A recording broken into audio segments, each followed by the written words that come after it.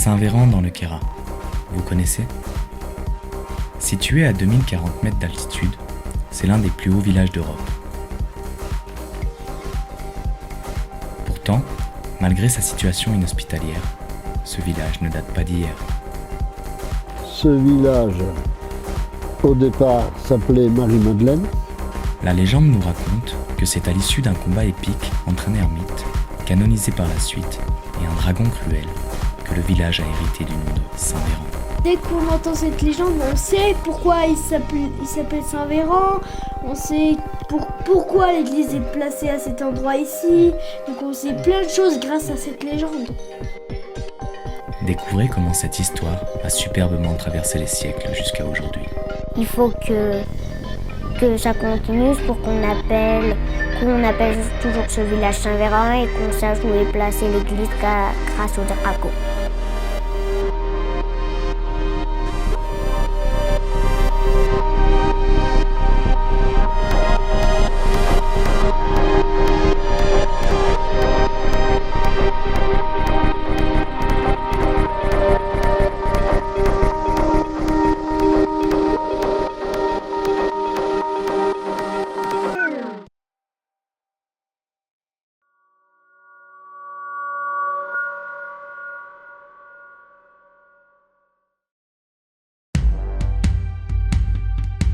Pour comprendre la légende de Saint-Véran, il nous faut remonter peu après la chute de l'Empire romain, à l'époque des mythes et des légendes du Moyen-Âge, à l'époque fantastique des dragons et des chimères, à l'époque de Saint-Véran.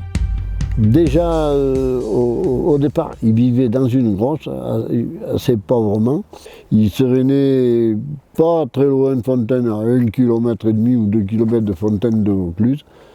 Et entièrement voué à Dieu, c'est quelqu'un qui a fait beaucoup de miracles.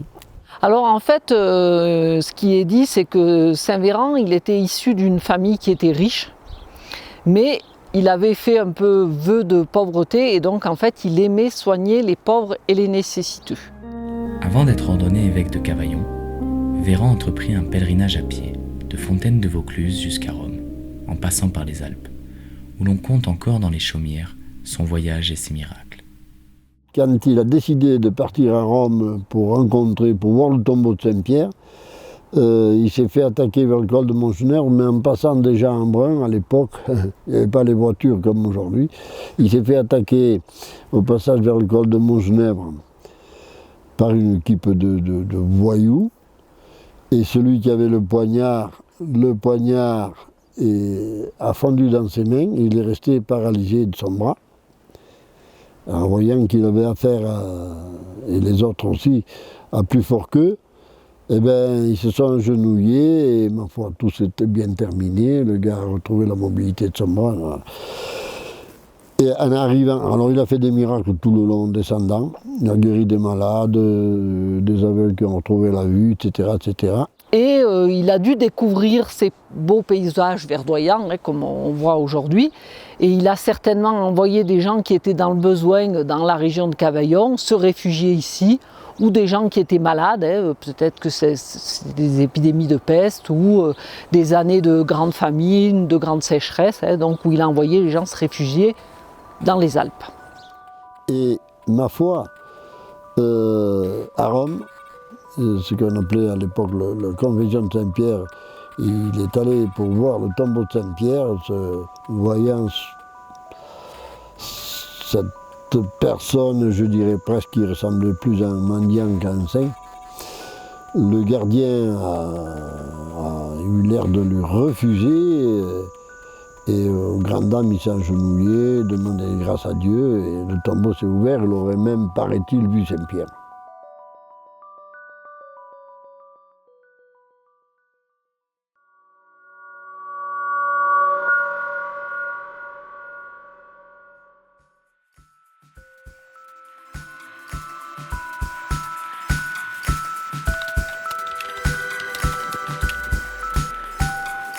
C'est à cette même époque, toujours à Fontaine de Vaucluse, que l'on racontait avec un zeste d'angoisse qu'une créature ailée, baptisée le Coulobre, monstre proche du dragon, s'était installée dans une caverne près de la Sorgue.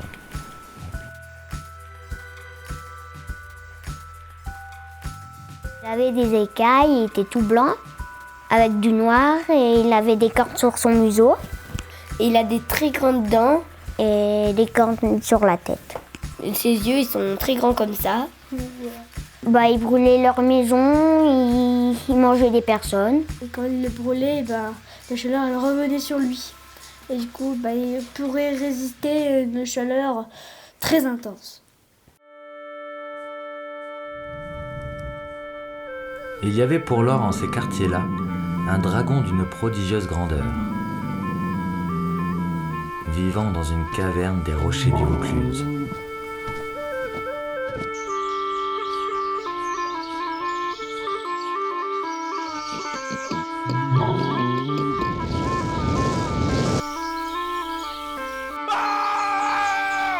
Il se ruait sur son voisinage, égorgeant, dévorant tout ce qu'il rencontrait, sans qu'il fût possible d'esquiver sa furie.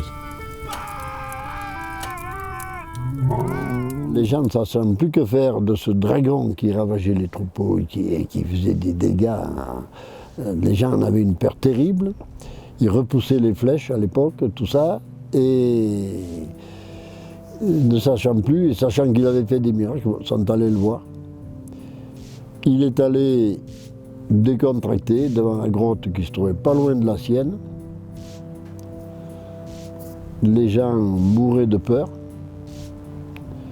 Il s'est agenouillé, il a fait sa prière et il a demandé à Dieu de lui accorder des grâces. Ce dragon, il lui a ordonné de sortir, il serait sorti. Il lui a mis une chaîne autour du cou, il l'a amené sur les montagnes du Luberon en lui ordonnant d'aller mourir sur une haute montagne. Ce dragon serait parti en volant, paraît-il, avec des cris affreux, et serait venu mourir ici, à Saint-Véran. Et c'est les bergers de Provence, l'année suivante, qui venaient déjà et qui sont toujours venus encore aujourd'hui, auraient annoncé cette nouvelle. Et là, ça a pris le nom de Saint-Véran.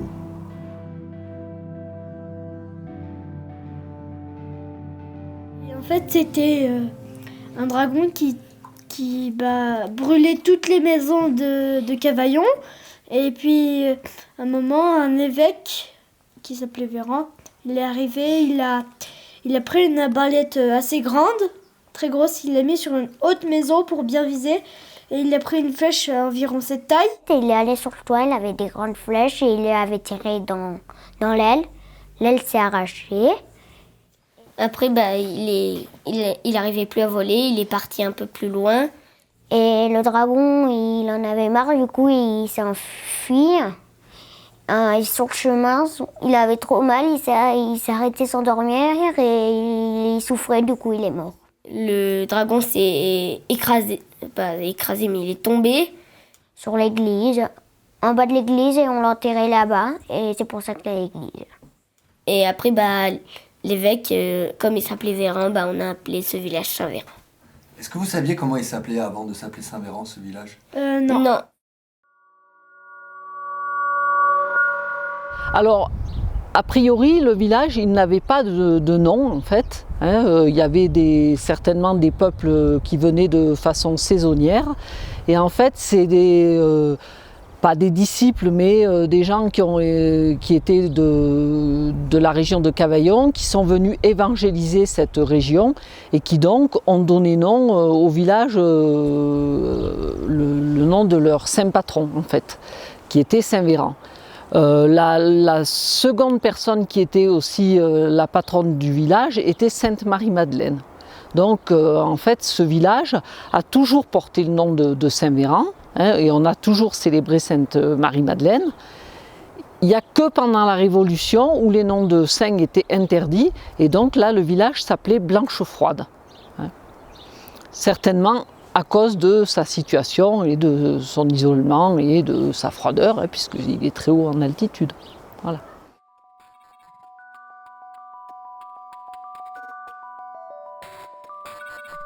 Au premier temps du christianisme, on retrouve de nombreux personnages ayant tué, chassé ou dompté des dragons ou toute autre sorte de reptiles.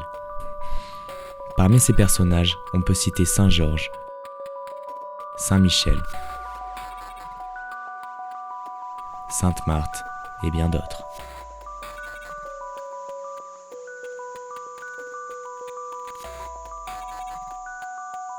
Ils sont appelés les Saurochtones. Si l'on remonte plus loin dans le temps, à l'époque des mythes et des légendes de l'Antiquité, l'on découvre alors de nombreux mythes plus anciens décrivant des combats avec les reptiles. Tel fut le cas de la légende d'Hercule et de l'Hydre, ou celle d'Apollon contre le Python. La légende de Saint Véran rappelle le symbole de la lutte de l'évêque contre les anciens cultes, et comment l'arrivée du christianisme au Moyen-Âge s'est mélangée à d'autres cultures.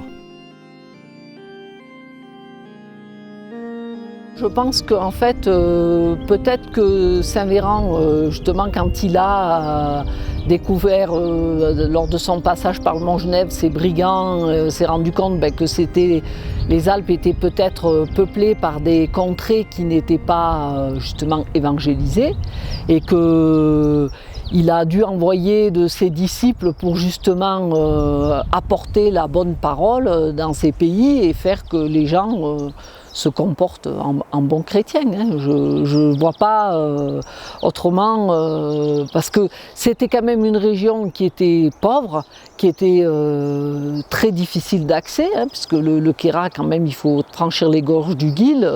Donc il a fallu vraiment qu'il y ait quelque chose d'exceptionnel, d'abord qui pousse des gens à venir vivre ici, et après qu'on vienne évangéliser ces gens pour leur apporter la bonne parole. Donc je vois que lors de son passage, où il est découvert effectivement peut-être des peuples un peu primitifs quand même. On raconte que c'est la peste qui emporta Saint Véran, mais il est dit aussi que sa mort fut également son ultime miracle. Il aurait annoncé sa mort le jour et l'heure de sa mort, et ça s'est avéré parfaitement exact. Et depuis, ici, la fête de Saint Véran est le 14 novembre. Voilà. On fait une fête le 14 novembre parce que c'est là que Véran est mort, et on fait ça toutes les années. En fait, nous, les écoliers, ou presque tous ceux, les enfants de Saint Véran ou les parents, ils vont à la salle qui est à côté de l'école et ils font le pain. On fait juste du pain et après on met au four et après on fait une petite fête. C'est une fête religieuse et puis surtout de famille, voilà. C'est un rassemblement de famille ce jour-là, parce que c'est la fête locale. Il a envoyé des gens très loin de la Provence, un endroit qui pourtant était plutôt inhospitalier quand même. Donc il a quand même fait que ce village a vécu, c'est un petit miracle, non qu'il a fait Saint Véran, de faire vivre ce village. Voilà.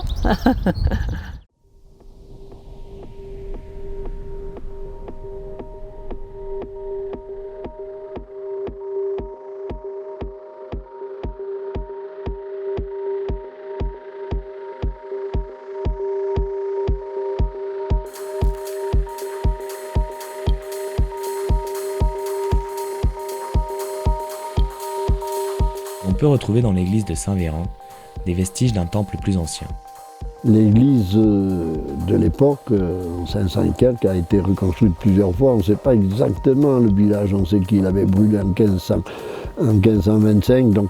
Alors a priori l'église elle date du XVIe siècle, mais elle a subi les guerres de religion, donc elle a été très endommagée, elle a été en grande partie détruite après la révocation de l'édit de Nantes. Et donc en fait elle a été reconstruite en différentes étapes. A priori la première reconstruction elle daterait des années 1700.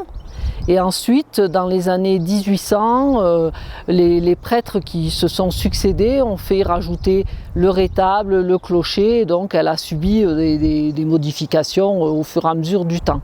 Et en fait, cette église, on rentre par le fond de l'église, comme dans un temple. On dit qu'en fait, elle aurait été dessinée par un architecte protestant et que c'est pour ça qu'on y rentre par le fond et non pas par le côté, comme dans beaucoup d'églises.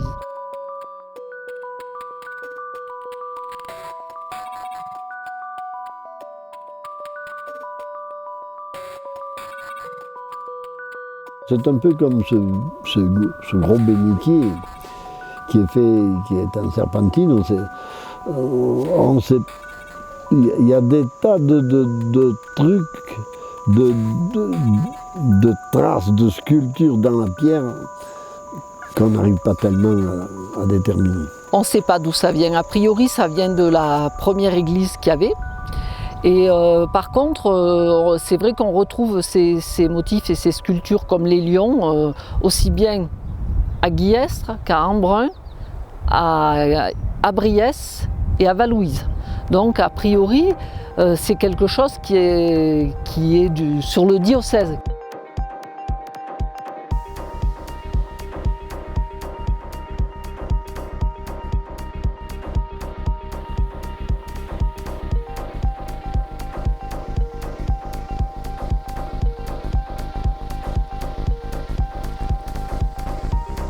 N'oublions pas que Saint-Véran était déjà connu pour sa mine de cuivre depuis l'âge de bronze.